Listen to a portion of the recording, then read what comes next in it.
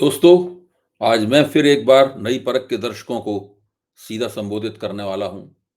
हमेशा की तरह मेरी बात बिना किसी लाग लपेट के, बिना किसी हेर-फेर के सीधी और सटीक होगी। दोस्तों, ममता और राहुल के एसआईआर के खिलाफ एक साथ मोर्चे पे आ जाने के बाद अब इस गठजोड़ में एक नाम और जुड़ गया है।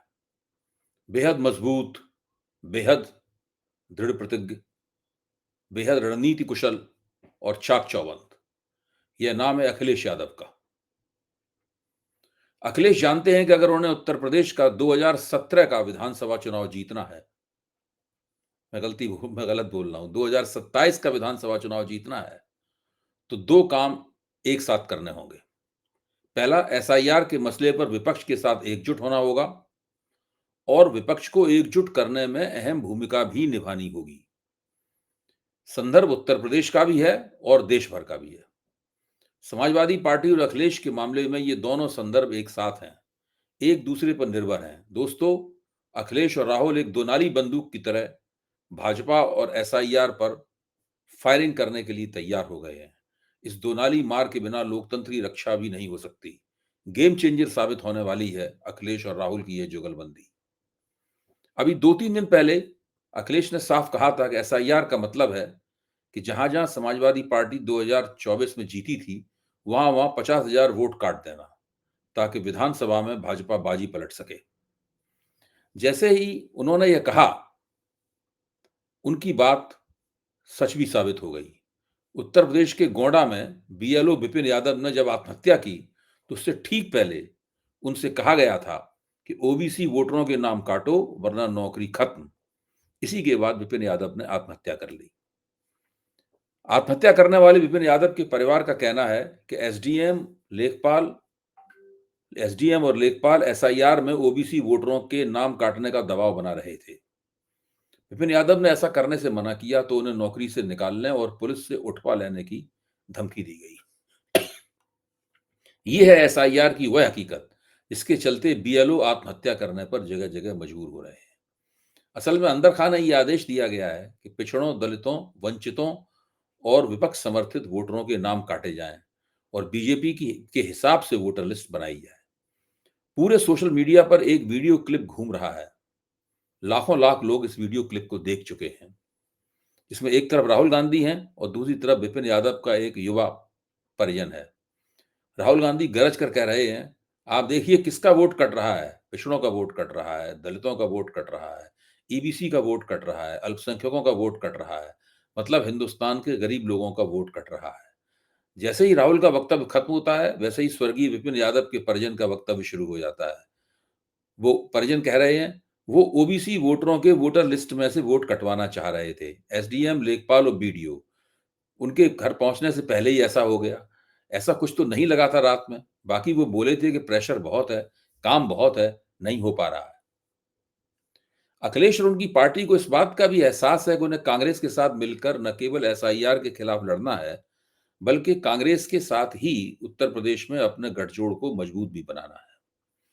वे लोकसभा चुनाव में इस गठबंधन की खूबियों को देख चुके हैं, इसलिए उनके एक आधिकारिक हैंडल से एक अपील प्रसारित की गई है कि सभी राजनीतिक दलों के नेता और प्रवक्ता सीट शेयरिंग पर बयानबाजी से बचें।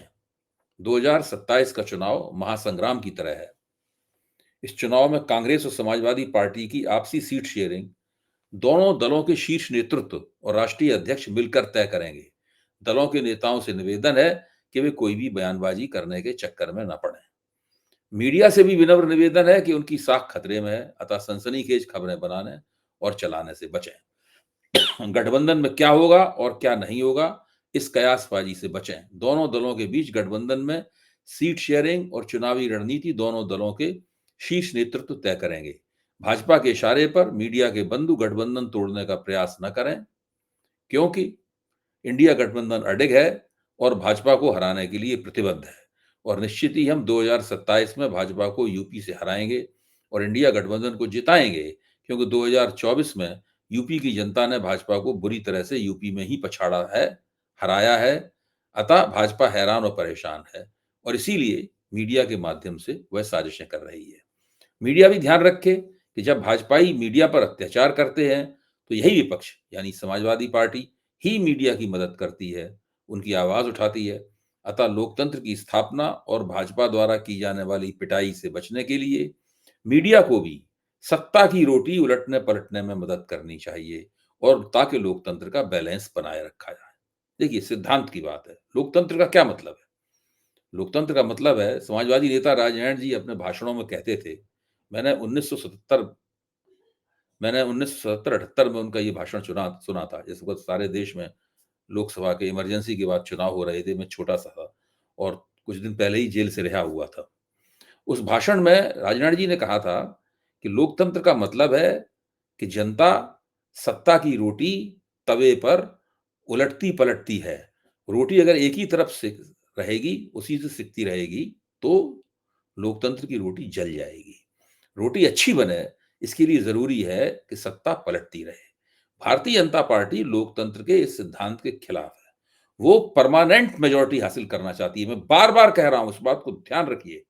भारतीय जनता पार्टी विचारधारात्मक रूप से, सैद्धांतिक रूप से परमानेंट स्थायी बहुमत की स्थायी बहुमत तलाश करना चाहती है, स्थायी बहुमत स्थापित करना चाहती है। वो एक ऐसा प्रबंध करना चाहती है, ऐसा बंदोबस्त करना चाहती है कि वो कभी चुनाव में ना हारे। लगातार वो जीतती रहे। ये कांग्रेस जब सत्ता में थी, 60 साल तक उसने हुकूमत की। लेकिन कांग्रेस की तरफ से आपको ऐसा कोई प्रयास कभी देखने को नहीं मिला होगा। उस कांग्रेस के ऊपर इस तरह का आरोप भी नहीं लगाया गया कि इंदिरा गांधी या जवाहरलाल नेहरू या उसके बाद पीवी नरसिंह राव या राजीव गांधी स्थायी बहुमत चाहते थे। आपको ध्यान होगा, राजीव गांधी 1989 में लोकसभा के चुनाव में बहुमत पाने से चूक गए थे। तो उन्होंने गठजोड़ सरकार बनाने की कोई कोशिश नहीं की। उन्होंने विपक्ष में बैठना पसंद किया। तुलना कीजिए नरेंद्र मोदी से। नरेंद्र मोदी 2024 में बहुमत नहीं प्राप्त कर पाए, लेकिन पलक झपकते ही दौड़कर भारतीय जनता पार्टी के दफ्तर पहुंचे और अपनी सरकार को, अभी 400 पार जाने की बात कर रहे थे, गठजोड़ सरकार का बनाने का ऐलान कर दिया और कहा गया अब हम एनडीए सरकार है। सत्ता से चिपके रहना हर तरह से, यही इनका एकमात्र धर्म है। इसी को परमानेंट मेजॉरिटी की खोज कहते हैं। दोस्तों, ताबड़तोड़ एसआईआर कराने की चुनाव आयोग की जिद के कारण परिवार तबाह हो रहे हैं। मासूम बच्चे रो रहे हैं कि उनके माँ-बाप एसआईआर करने के दबाव में उनकी तरफ ध्यान ही नहीं दे पा रहे हैं। यूपी में एक आंसुओं से रोती हुई महिला बीएलओ का वीडियो वायरल हो रहा है। छोटा-सा मासूम 3.5 साल का बच्चा अपनी माँ को चुप करा रहा है। वो माँ कह रही है, एसआईआर के लिए रात को 3 बजे फ़ोन आता है। जब घर पे जाओ तो दरवाजे बंद मिलते हैं। एसआईआर की इतनी हड़बड़ी क्या है? क्या इसको ठीक से टाइम लेकर नहीं कराया सकता? यह महिला बीएलओ दरअसल शिक्षा मित्र है। इसका नाम शिप्रा है। उसे एसआईआर में बेदर्दी से जोत दिया गया है। यह महिला बीएलओ दरअसल क्लिप में कहती हुई सुनी जा सकती है कि जितनी ज़िम्मेदारी हमारी है, उतनी ही उनकी भी है। वोटर वो भी हैं, मैं अपना पर्सनल काम तो कर नहीं रही हूँ, काम उनका ही कर रहा हूँ। इस बीएलओ महिला का छोटा बच्चा उससे बार-बार लिपटा जा रहा है। वह एक लंच बॉक्स से खाने का एक कौर निकालकर बच्चे को खिलाकर उसे तसल्ली देना चाहती है। फिर दोनों हाथों से अपनी आँखों का पानी पोंछती है। वह बता रही है कि काम का दबाव बहुत है, पर उसे किसी भी तरह का सपोर्ट नहीं दिया जा रहा है। जब एक संवाददाता लखनऊ के एक स्कूल में बीएलओ वर्करों की बीएलओ वर्करों की समस्याओं को जानने के लिए पहुंचा, तो उसने देखा कि वहां बहुत भीड़ है, मतदाताओं के ढेरों सवाल हैं और उनके सामने घबराए हुए, थके हुए महिला और पुरुष बीएलओ हैं, जिन्हें नहीं पता है कि इस दबाव से कैसे निपटा जाए। उन्हें प्रशिक्षण नहीं दिया गया है, उन्हें सिखाया नहीं गया है कि एसआईआर कैसे की जाए। बिना उसके ही उन्हें काम में जोड़ दिया गया है। उत्तर प्रदेश के बरेली में बीएलओ सर्वेश कुमार गंगवार की इसीलिए हार्ट अटैक से मौत हुई है। परिवार का आरोप है कि उनके ऊपर बहुत प्रेशर था। उन्हें अधिकारी लगातार प्रताड़ित कर रहे थे। ऐसे प्रकरणों की संख्या बढ़ती जा रही है। ज़ाहिर है कि एसआईआर खूनी साबित होने वाली है। एसआईआर के ज़रिए वोट चोरी का आलम यह है कि यह राष्ट्रीय परिघटना बन चुका है। महाराष्ट्र में स्थानीय निकाय के चुनाव होने हैं। वहाँ भी बीजेपी सरकार वोट चोरी करने की साजिश में जुटी है। द क्विंट ने इसकी पड़ताल की। उसने अपनी पड़ताल में पाया कि नांदेड़ वाघाला में कई हजार मतदाता धांधली कर वोटर लिस्ट में जोड़ दिए गए हैं। क्विंट की रिपोर्ट के मुताबिक नांदेड़ वाघाला निगम के वार्ड नंबर 5 में 23,661 वोटर रजिस्टर्ड हैं। मगर इनमें 3,500 से ज़्यादा मतदाता फर्जी पतों पर रजिस्टर्ड किए गए हैं। इन मतदाताओं के पते वाले बॉक्स में NA, 0, not applicable, not available, शून्य और इन्वर्टेड कॉमा के बीच में एक हाइफ़न ये लिखा हुआ मिला। यही नहीं, 600 से ज़्यादा मतदाता 2 नीट कोचिंग संस्थानों के पते पर दर्ज हैं। कोचिंग सेंटर के पदाधिकारियों ने बताया कि ये छात्र यहाँ नहीं रहते और ना ही कभी ये छात्र संस्थान के परिसर में रहते थे। ये छात्र आस-पास के किराए के मकानों में रहते थे, जो अब चले गए हैं। इससे यह भी साफ होता है कि महाराष्ट्र में चुनाव के दौरान फर्जी तरीके से नाम जोड़े गए थे और वोट चोरी की गई थी। राहुल गांधी लगातार वोट चोरी के सबूत देश के सामने रख रहे हैं, लेकिन चुनाव आयोग जवाब देने की बजाय फिजूल की बातें बना रहा है। जाहिर है कि चुनाव आयोग ऐसा इसलिए कर रहा है क्योंकि वह खुद नरेंद्र मोदी के साथ वोट चोरी की साजिश में पार्टनरशिप रखता है।